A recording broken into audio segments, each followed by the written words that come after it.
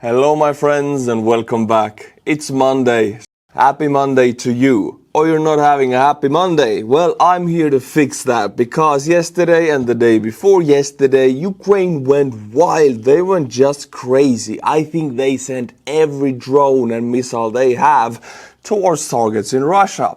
In the last 2 days, I'm gonna be combining everything so you know everything that exploded, that had a fantastic spontaneous barbecue in Russia after this video. We're talking about Ryazan oil refinery, Nova Kuibishevsk oil refinery, Penza military plant, Elektrobribar, Primorsko-Akhtar Shahed launch site, Ugledarovsky railway infrastructure and Feodosia radar base. And actually, there's more.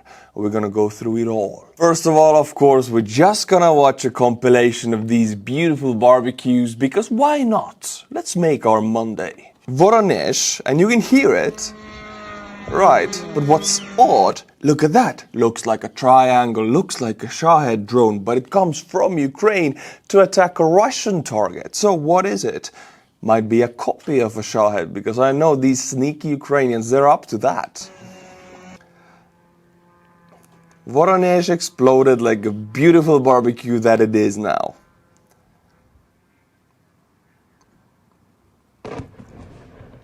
And people, of course, in Russia gather around the fire and maybe grill some sausages and film the fire, because that's what they do. That's what I would do if I'd be in Russia. Now, next one. Kstova, Nizhny Novgorod region, reported as a fire in the refinery area. Well, it's reported, but I'm here to say it was a fire in the refinery area. The refinery itself turned into a nice, beautiful barbecue. Thing is, in Russia, right, you don't want to buy barbecue coal. It's expensive. You just gotta wait next to an oil refinery until Ukrainians strike it, because they will have your sausages ready and boom, you get nice grilled sausages with the taste of burning oil, Russian style. Next up we have Adler, Sochi. I've been to Sochi. This one was right next to the airport. It was the airport oil depot, if you could say that, and it was burning. And with this we have a very interesting story, because Russian teenagers decided to make a little blockbuster movie right next to this burning oil depot. And you know, I'm just gonna say FAFO. They found out. We'll get to it later. Beautiful. It's still burning, 24 hours, still burning. Wow, wow, wow. And now we're gonna go through also, again, one by one, these very same strikes, but we have like more videos about each of these strikes. So we begin with Novokuibishevsk. I'm sorry for butchering this. Oil refinery with a capacity of 7.9 million tons. This was hit, causing a big column of fire to emerge. And you can see the mushroom fire on the screen right now. Happy enjoying, my friends. And I gotta say, I mean, this is the refinery area. It's damn massive. Look at that, it's a whole city. It's a whole damn city, and it's just one oil refinery. It's one of the biggest ones in Russia, not the biggest, but one of the biggest. Then, of course, we have Ryazan oil refinery, which is located over 470 kilometers from Ukraine's state border and contributes around 6.1% of Russia's total oil refining capacity, up to 17 million tons annually. This is part of the 4 largest refineries in all of Russia. Yes. Then we got the Primorsko-Akhtarsk airfield, Shahed launch site. Now, I've actually been to this area in Russia. I gotta say, it's a very nice area. Very hot in the summer, even hotter now when the flames are raging. SBU drones targeted a military airfield in Primorsko-Akhtarsk, Krasnodar Krai, where Shahed drones used to attack Ukraine were stored and launched. A fire broke out near the airfield following the strike. Next up we have Elektrobribar plant in Penza. This is an electronic factory in Russia. It was struck and it went up in boom and people filmed it. This specific one was attacked with a Ukrainian loot drone, which looks a little bit like Bayraktar, with the tail being, you know, I don't know how to describe the tail. It's a specific kind of tail. You can always recognize it by the tail. See, you can see the tail. Looks like a Bayraktar, but it's actually a Luti drone.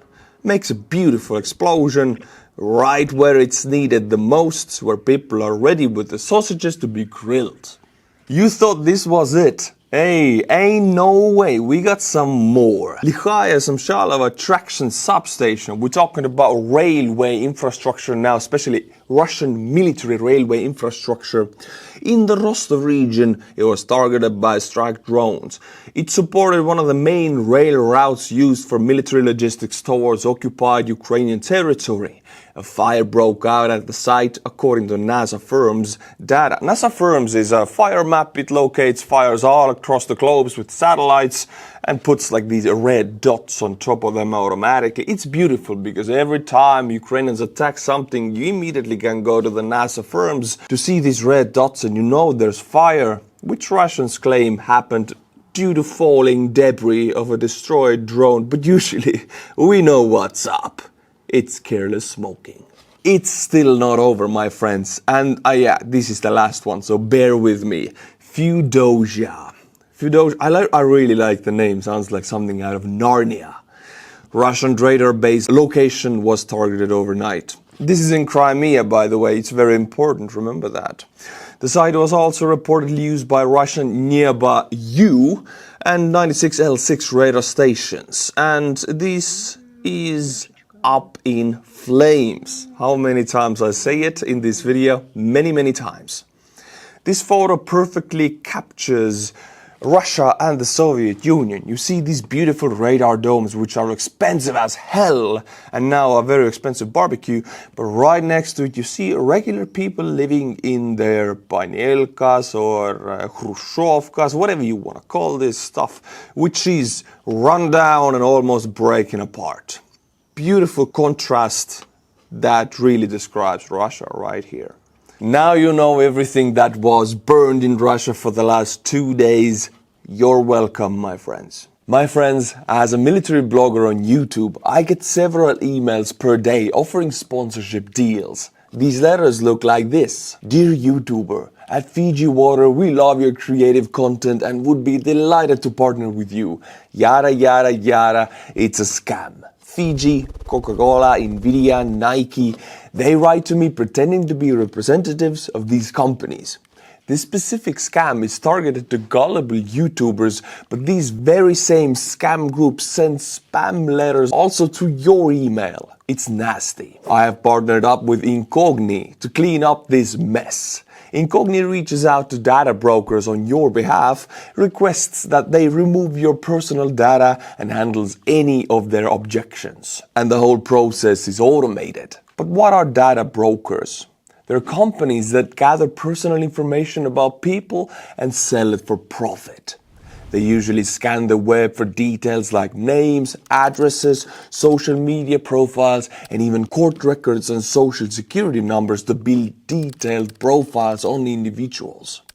These profiles, along with thousands of others, are often sold to other companies for their own use, for purposes like advertising. Unfortunately, this personal data can also end up in the hands of scammers and fraudsters. I have been getting these scam sponsorship emails for the longest time, but Incogni cleaned it all up for me. They also keep your data off the market by doing repeated removals, taking it down if it shows up again. Take your personal data back with Incogni. Use code Artur Rehi at the link below and get 60% off an annual plan. Thank you Incogni for sponsoring today's video. My friends, you remember I mentioned Primorsko-Akhtarsk airfield oil depot was hit. Well, Sochi is in the area and you know the burning flames in the Sochi area. Some local Sochi teenagers, Russian teenagers, saw this barbecue and decided to make their music singing video, whatever they do in TikTok these days. It was TikTok, you know, singing the lyrics. what you do is you just make that stupid video with a dance in a park somewhere. In Russia, you make it on a background of burning oil depot. These are Russian people. This is burning Russia. And they don't give an F. Because in Russia, people don't see anything as their own. They don't identify it as mine. It's me who is suffering if this is burning. It's Putin's. It's Putin. It doesn't concern them. They don't give an F, honestly. So they're making this video, enjoying themselves by the fire. And if you thought I'm making fun, no, people gather around making barbecues. Hey, you can see it in the video. They do gather around and they watch the flames and they're like, oh, nice fire. Although their own country is losing millions, tens of millions, if not billions, if it's a bigger fire in this process. So they make this TikTok video, they post it, and I just want to show you the guy here. Look at that guy. Look at the dude in the background. He's really, raising his hand. He's a Jesus. He's the Jesus. Look at that. I bless you with my Russian hands. Be blessed by Russian Jesus. Well, Putin doesn't really like youngsters making TikToks on his burning oil refineries, so these teenagers were immediately arrested by the police. Look at them now, not so happy at all. And this dude actually put a jacket on because Russian Jesus needs clothes also. They were arrested, of course. But now again we go back to the strikes, because remember I mentioned Feodosia was struck in Crimea. Well, now we get this Russian woman making this video because Feodosia was struck and Crimean bridge is closed due to safety reasons. Well, I'm part of the record again. How long is it? It's a 30-kilometer long traffic jam on the Crimean bridge. We're talking about 1,000 plus cars, 1,200 something. Ta-da! I've been in traffic for more than 2 hours. It's gonna be more than 2 days, I think. I can't feel my butt at all. How long is it? I can't feel my butt at all. Coming straight from a Russian lady in a traffic jam. I'm not gonna say anything else but the sexual innuendo. You can think yourself what happened to this woman. This is how it is. Yes, it is. And look, this little eyebrow raising. This is how it is. Raised eyebrows, like, my country's burning. What are you gonna do about it? That's how it is. That's the Russian attitude to things, I guess. And we're still not getting over the strikes because we get more and more beautiful footage. In this video, passengers are landing in passenger airports in Sochi, because Sochi is a massive summer vacation area in all of Russia. Basically, every Russian has almost been to Sochi for once to vacate in the summer, to rest in the summer by the seaside.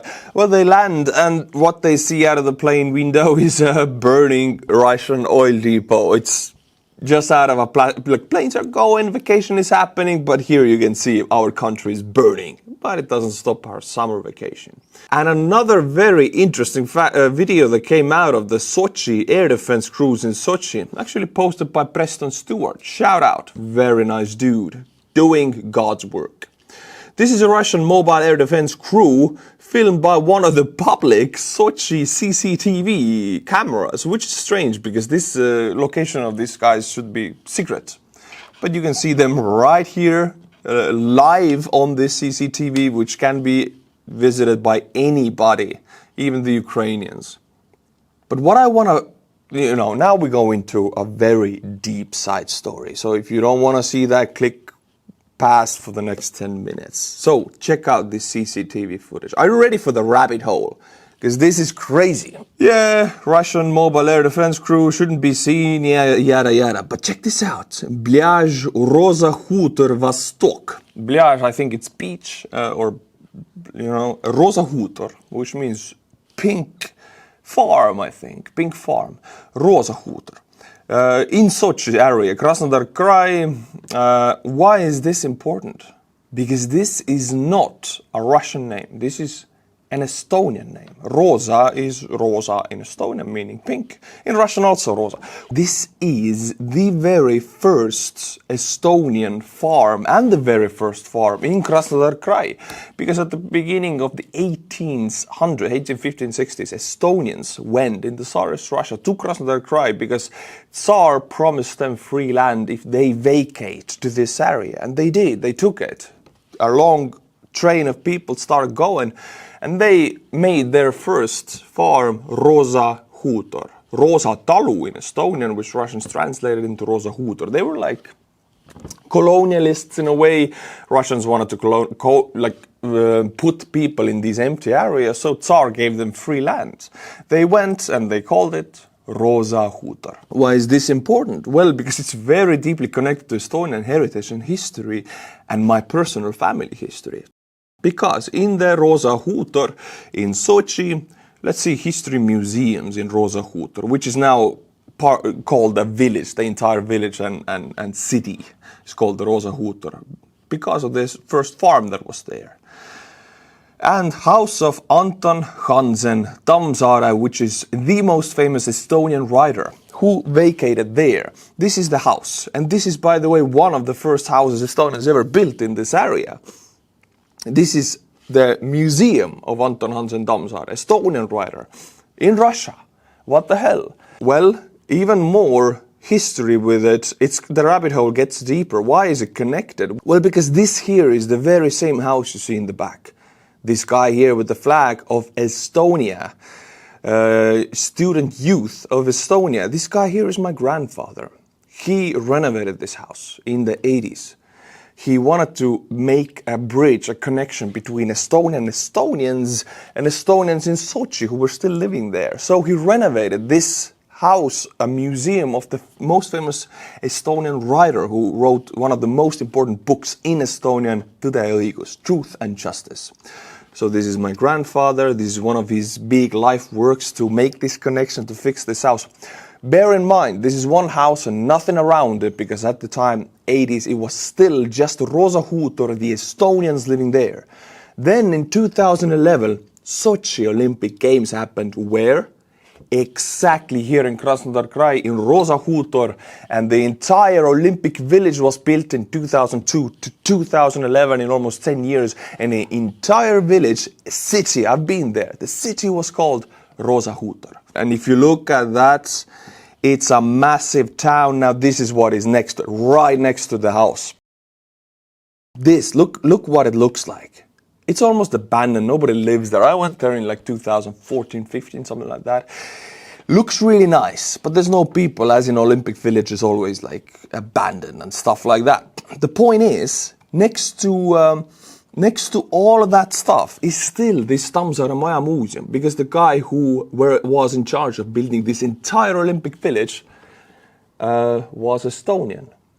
In Putin's entourage, in one of the chief staffs of the Kremlin and of the government in the Kremlin, he's fully Russian, he's pro-Russian, but he has Estonian roots and Estonian family name.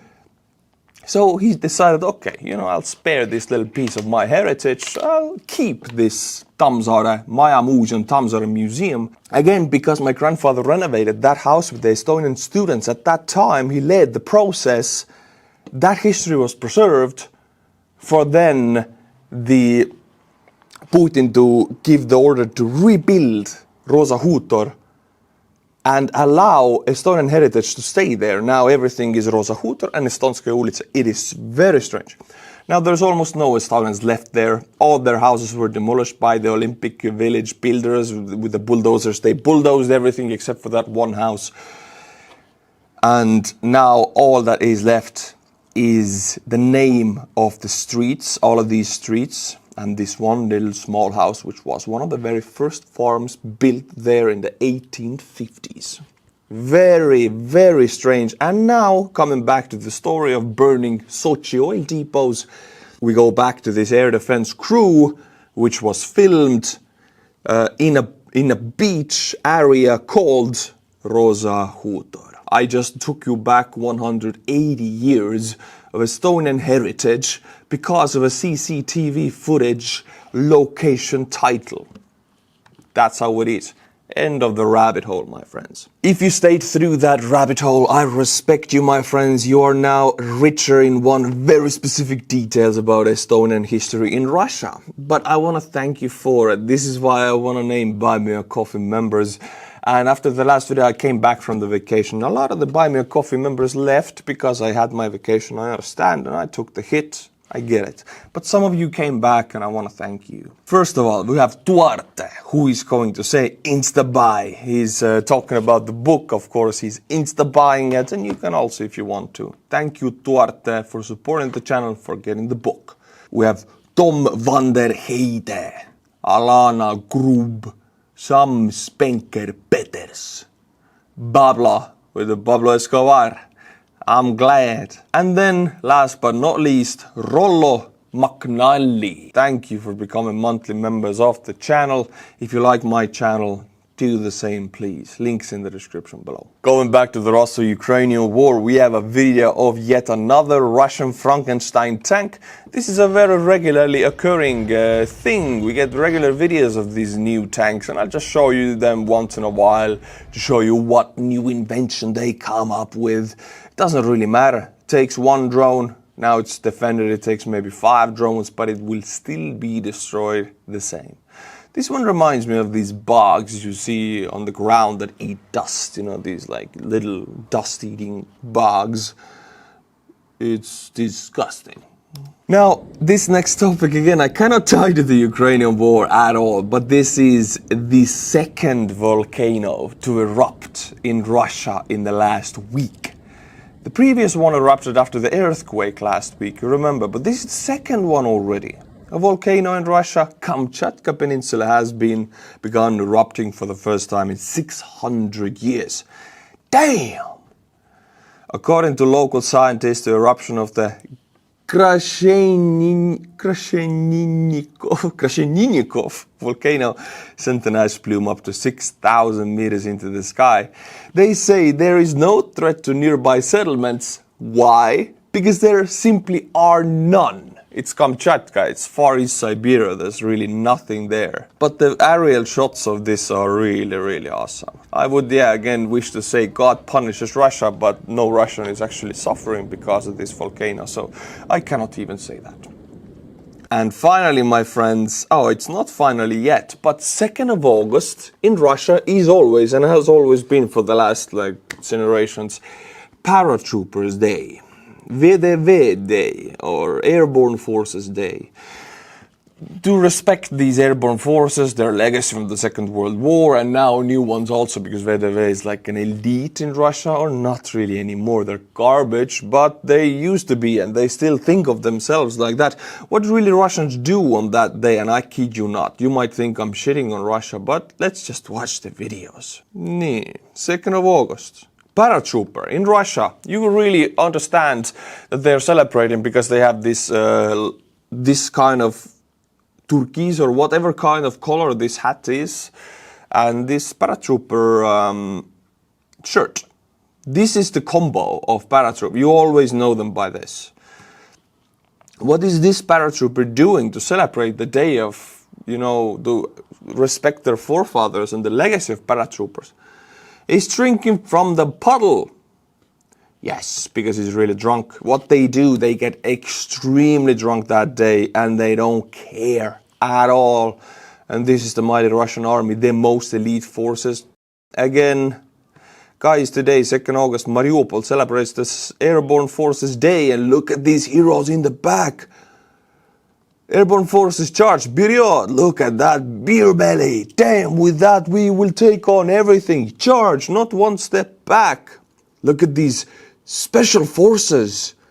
Oh, there's another one. Look at that dude. Bam. Спасибо, ребят. Boiled eggs. Wonderful dudes. This is the Russian elite. Now, just to illustrate even more, this video is from 9 years ago. Every year videos like this come out. This is a public fountain. So this means you're not supposed to be in the water. But these guys don't care. Of course, you always have to have the shirts. This guy has the hat even. No pants, of course, because it's like 50 million degrees in summer in Russia. They're swimming in the public fountain, which has a water installation. You're not supposed to swim in that, especially when you're representing one of the elite Russian forces with a rich heritage to celebrate it, to celebrate your grandfathers in the Second World War. You're not supposed to get drunk and swim. Even women have dresses like that. And believe me, they do get full naked. They don't care. Look at that dude. Look at that dude. The hairline and the underwear. Hey, I shouldn't be making fun of the hairline. Mine is the same. But this is not the way to wear. I mean, in the United States military, you wear your uniform wrong in the training. Out in the war, you can do different stuff. But this is not the way to wear your uniform. Am I right or am I right? Oh, damn, I gotta click away. This goes way... Oh, they even bring their children into this. Wow, wow, wee, wah. A bad wow, wow. This one doesn't... Oh, super drunk. Oh, you fell back. And by the way, they pee, they poop, and they puke in these fountains. And they do the grown-up thing also in these fountains. This is public beauty fountain in Russian park somewhere. And they do these things. So I leave it up to your imagination. I'm not going to show you the videos because they are not visually pleasing anymore. And just the last one, which again came from 2 days ago, the most recent Russian paratrooper tries to prove, this is V, you know, Medvedev on the front, his guy is in Ukraine, he's like, paratroopers, Берет, I will show you how strong we are, look at my head destroying this bottle, bam, and bam, and bam, okay, this takes a while. This takes a while. Bam, bam, bam, bam, bam, bam, bam, bam, bam. This is 2 minutes of the guy straight up banging his head on the bottle, trying to prove that he's a tough paratrooper. So these are the Russian elite forces nowadays. This is all of Russia. I know some Westerners think, oh, he's crapping on Russia. It's not really that bad. It is, my friends. It's worse than I let it out to be on this channel. And we will end this video with Medvedev FAFO, because Medvedev has always been a attack dog. He has no power anymore. He's in the Council of Security in the Russian army, which is no power at all. He's a former president and a very, very deep alcoholic, which he just shouts. But for some reason, Trump started noticing his tweets or something like that. So now Trump is, for some reason, reacting to him. I don't know why. He's like nobody. And Trump is reacting to Medvedev. It's weird. Based on the highly provocative statements of the former president of Russia, Dmitry Medvedev, who is now a deputy chairman of the Security Council of the Russian Federation. Damn, Trump is giving him credit. Like, he's this dude. He's nobody. He's gonna be dead very soon. He's no power, nothing. I have ordered 2 nuclear submarines to be positioned in the appropriate regions, just in case the foolish and inflammatory statements are more than just that. Words are very important and I can often lead to unintended consequences. I hope this will not be one of these instances. It's so weird that Putin does all crazy stuff, bombards children in Ukraine, does genocide. Trump does not react. But when Medvedev, a zero, posts a zero threat to the United States of nuclear matters, in the last 3 years he does it every day, Trump suddenly reacts. It is strange to me. Might I just remind her that this was Medvedev when he was president of Russia. What was it, 2010 something? Correct me if I'm wrong here. This one here in the grey suit. He was pretty much like Yeltsin, always drunk. He's still always drunk. And this is the president of Russia, like super drunk and dancing. Look at this hip work. Damn, guy, my dude. And yeah, that's what he did. He drank away his presidency pretty much. This was it, my friends. I hope you enjoyed. You had great laughter, because I did. This, it's so much of this stuff made my day today. If you want to know more about the details I shared about my grandfather, for example, or the Estonian heritage, My book, 8 Missions in Ukraine, is a good way to go about it, because in a book I have more time than in a video to share these small details. Of course, it's a very action-filled book, but there are some of these details I just cannot talk about in a video because it would take too long. So, if you want to know more about anything I talk in my videos, 8 Missions in Ukraine, link is in the description below. Until my next video, my friends, which will be on Wednesday, so be sure to be back. Slava Ukraini, and bye-bye. Take your personal data back with Incogni. Use code Artur Rehi at the link below and get 60% off an annual plan. Thank you, Incogni, for sponsoring today's video.